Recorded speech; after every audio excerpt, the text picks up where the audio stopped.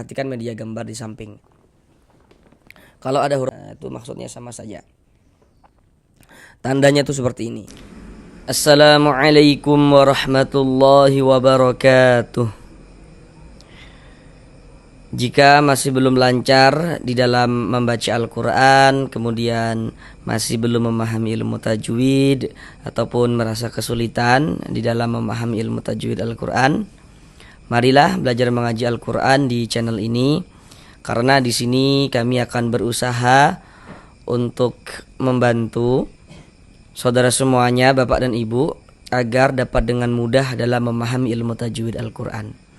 Karena dengan kita belajar tajwid, kemudian kita dapat memahaminya, kemudian kita bisa menerapkan juga dengan sendirinya ketika membaca Al-Quran, maka itu akan memperbaiki bacaan Al-Quran kita. Semoga bagi yang belum lancar bisa segera lancar di dalam membaca Al-Qurannya. Jadi nanti untuk belajar tajwidnya akan kami jelaskan dengan pelan-pelan, kemudian ditambah dengan media gambar di dalam penjelasannya, yang insya Allah akan sangat memudahkan saudara semuanya, bapak dan ibu, dalam memahami ilmu tajwid Al-Quran. Kami tak henti-hentinya selalu mendoakan semoga saudara semuanya, bapak dan ibu, diberikan kemudahan oleh Allah Subhanahu wa Ta'ala dalam berusaha untuk memahami ilmu tajwid Al-Quran, dalam berusaha memperbaiki dan juga melancarkan bacaan Al-Qurannya. Baiklah, mari langsung kita mulai belajar mengaji Al-Qurannya. Marilah bersama-sama kita lanjutkan kembali belajar mengaji Al-Quran dengan penjelasan ilmu tajwidnya yang nantinya akan kami jelaskan dengan pelan-pelan untuk membantu saudara semuanya, bapak dan ibu, agar dapat dengan mudah dalam memahami ilmu tajwid Al-Quran, supaya dapat dipergunakan untuk memperbaiki dan juga melancarkan bacaan Al-Qurannya. Sekarang ini kita masuk pada surah Ar-Rahman ayat yang ke-16 dan juga ayat yang ke-17. Mari kita baca bersama-sama terlebih dahulu dengan pelan-pelan. A'udzu billahi minasyaitonir rajim.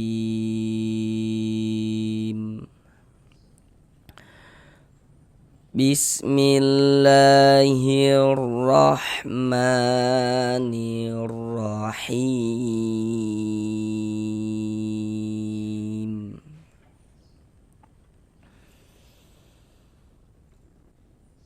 Fabi'ayyi ala'i rabbikuma tukadziban.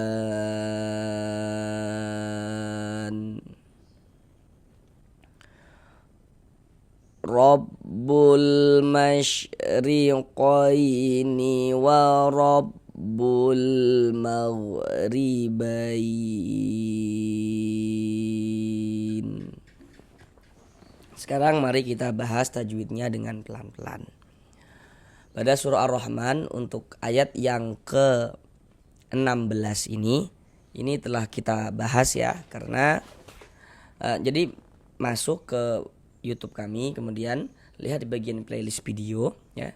Kemudian di surah Ar-Rahman ayat yang ke-13. Nanti itu bisa dilihat di sana pembahasannya. Karena surah Ar-Rahman ayat yang ke-13, kemudian ayat yang ke-16, nah ini sama ayatnya begitu. Jadi bisa dilihat pembahasannya di surah Ar-Rahman ayat yang ke-13. Nah, untuk lebih lengkapnya dengan penjelasan yang kami jelaskan dengan pelan-pelan. Jadi surah Ar-Rahman ayat yang ke-16 ini kita bahas sekilas saja, karena sudah kita bahas pada surah Ar-Rahman ayat yang ke-13. Mari kita bahas sekilas. Di sini fabi ayya, di sini huruf ya bertasydid, dinaber, ditekan. Fabi ayya. Kemudian a ini dipanjangkan dengan 2 harokat, namanya adalah mad badal. Fabi ayyi ala, dipanjangkan 2 harokat. Kemudian la ini namanya adalah mad wajib muttasil, dipanjangkan 4 sampai dengan 5 harokat. Boleh 4 harokat, boleh juga 5 harokat. Alai rabbikuma, huruf ra memiliki tanda baca fathah ya, baris miring di atas ini harokat fathah, tanda baca fathah. maka ini huruf ro dibaca tebal, dibaca tafkhim, sehingga pangkal lidah kita naik terangkat ke atas ketika kita mengucapkannya. Kemudian ma dibaca panjang, ini namanya mad tabi'i, dibaca dengan panjang 2 harokat. Tanda panjangnya ini karena di sini ada alif, sebelum alif sebelah sininya ada tanda baca fathah nih, soalnya ma dibaca panjang. Kemudian tukadziban, ban, kalau kita tidak berwaqaf, tidak berhenti di huruf nun, maka panjangnya ba tetap menjadi mad tabi'i dan dibaca dengan panjang 2 harokat. Tapi tadi kita membacanya itu berwaqaf, berhenti kita di huruf nun, tukadziban, sehingganya ba ini menjadi mad arid li sukun. Panjangnya boleh 2 harokat, boleh juga 4 harokat, boleh juga 6 harokat. Yang terpenting konsisten dalam sekali bacaan. Maksudnya konsisten itu kalau kita baca Al-Quran, mad arid li sukunnya itu harus kita baca sama panjangnya. Kalau 2 harokat, semua mad arid li sukunnya panjangkan 2 harokat. Kalau 4, semuanya kita panjangkan 4 harokat, seperti itu. Untuk penjelasan, dengan penjelasan tajwid yang kami jelaskan dengan pelan-pelan ditambah media gambarnya pada surah Ar-Rahman ayat yang ke-16 ini, ya, sekali lagi kami ingatkan bisa masuk ke akun channel YouTube kami, kemudian lihat di bagian playlist video. Kemudian di situ playlist video buka surah Ar-Rahman, kemudian lihat yang ayat ke-13. Pembahasannya sama. Sekarang mari kita bahas yang bawahnya ini dengan pelan-pelan, ayat yang ke-17-nya. Huruf ro memiliki harokat fathah nih ya. Baris miring di atas ini namanya harokat fathah atau tanda baca fathah. Maka huruf ro dibaca tafkhim, dibaca tebal, sehingga pangkal lidah kita naik terangkat ke atas ketika kita mengucapkannya. Tebalkan huruf ro-nya. Robbul, alif lam, setelahnya huruf mim. Perhatikan media gambar di samping. Kalau ada huruf alif lam bertemu dengan salah satu daripada 14 huruf yang di samping itu, maka hukumnya adalah alif lam qamariyah. Sekarang huruf mim. Huruf mim itu termasuk salah satu daripada 14 huruf qamariyah yang ada pada media gambar. Huruf mim termasuk kan salah satu daripada 14 huruf qamariyah. Nah, makanya ini alif lam bertemu dengan huruf mim. Dikarenakan huruf mim di sini huruf qamariyah, maka ini alif lam bertemu dengan huruf qamariyah. Hukumnya adalah alif lam qamariyah. Alif lam qamariyah itu disebut juga dengan izhar qamariyah. Jadi maksudnya alif lam qamariyah, izhar qamariyah itu maksudnya sama saja. Karena cara membaca huruf lamnya itu dibaca izhar qamari. Lamnya lam qamariyah. Maksudnya dibaca izhar itu huruf lamnya terbaca dia dengan jelas, terbaca dia dengan terang, terbaca ada tanda sukunnya. Robbul, terbaca kan huruf lamnya. Kemudian masyriqaini, di sini ada huruf ro tapi dia memiliki harokat kasroh, memiliki baris kasroh, baris miring di bawah nih, namanya harokat kasroh atau tanda baca kasroh. Maka ini huruf ro kita baca tarkik, kita baca tipis. Masyriqaini wa rabbul. Di sini ada huruf ya sukun. Ini huruf ya tanda sukun tuh seperti ini, huruf sukun atau huruf mati. Itu maksudnya sama saja. Tandanya tuh seperti ini. Perhatikan media gambar di layar. Huruf lin itu ada 2. Perhatikan yang di kotak nomor 2. Jadi perhatikan polanya sudah diperhatikan ya yang di kotak nomor 2 itu. Jadi kalau ada huruf ya sukun, sebelum ya sukun ada tanda baca fathah, ada harokat fathah, ada baris fathah, maka huruf ya sukun yang sebelumnya harokat fathah dia adalah huruf lin. Contoh dalam bacaan tuh seperti ini. Ini ada huruf ya, ada tanda sukun ya, huruf ya sukun atau huruf ya mati. Kemudian sebelah sininya ada ini nih, tanda baca fathah nih. Baris yang di atas ini, baris satu di atas harokat fathah atau tanda baca fathah. Huruf ya sukun sebelumnya harokat fathah, maka huruf ya sukunnya adalah huruf lin, harful lin. Maka kita baca lunak, lembut. Qaini wa rabbul. Huruf ro memiliki tanda baca fathah, maka ini huruf ro dibaca tafkhim, dibaca tebal.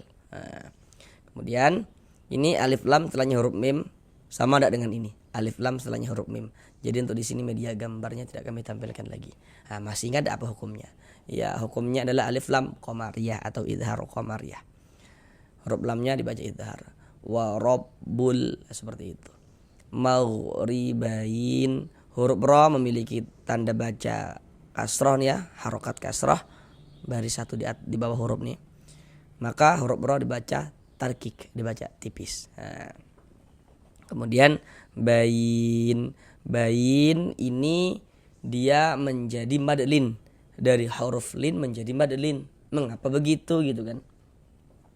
Nah, sekarang perhatikan lagi media gambarnya, perhatikan lagi yang di kotak nomor 2. Nah, kalau di sini kan ini huruf lin, tapi kalau di sini kenapa kok ini mad lin gitu. Nah, kotak nomor 2 sudah perhatikan ya, ada huruf ya sukun sebelumnya harokat fathah, baris fathah, maka itu huruf lin. Nah nih ada huruf ya, ada tanda sukun. Nah, huruf ya sukun, sebelum ya sukun sebelah sininya nih ada tanda baca fathah. Sama akan ini huruf ya sukun sebelumnya tanda baca fathah. Ini huruf ya sukun sebelumnya tanda baca fathah.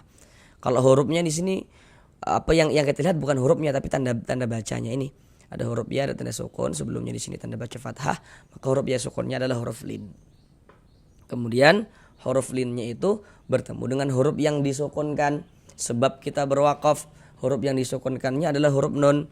Bain, bai ditambah huruf nun yang disukunkan dibaca bain. Jadi huruf lin bertemu dengan huruf yang disukunkan sebab kita berwakaf, maka dia menjadi mad lin. Mad lin itu panjangnya sama kayak mad adat sukun, boleh dibaca dengan 2 harokat, 4 harokat, atau juga 6 harokat, seperti itu. Huruf yang disukunkannya adalah huruf nun.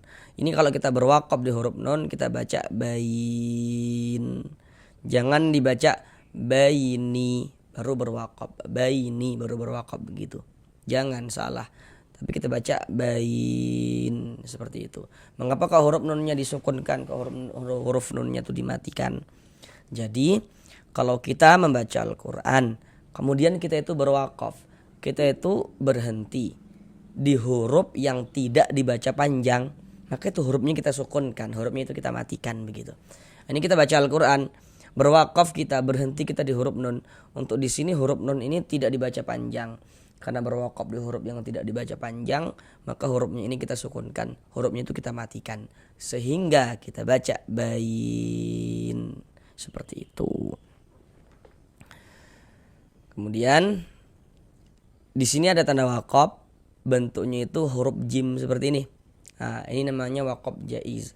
Jadi maksudnya itu boleh berwakaf, boleh juga diwasolkan. Jadi kalau kita menemukan tanda wakaf seperti ini, terserah kita sebagai pembaca mau berwakaf, mau berhenti dulu di tanda wakaf ini ya untuk mengambil napas, ya silahkan, boleh.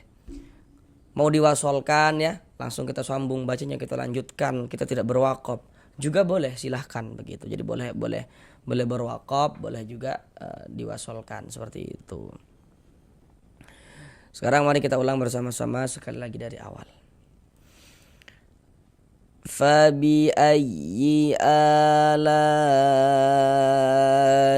رَبِّكُمَا تُكَذِّبَانِ رَبُّ الْمَشْرِقَيْنِ وَرَبُّ الْمَغْرِبَيْنِ.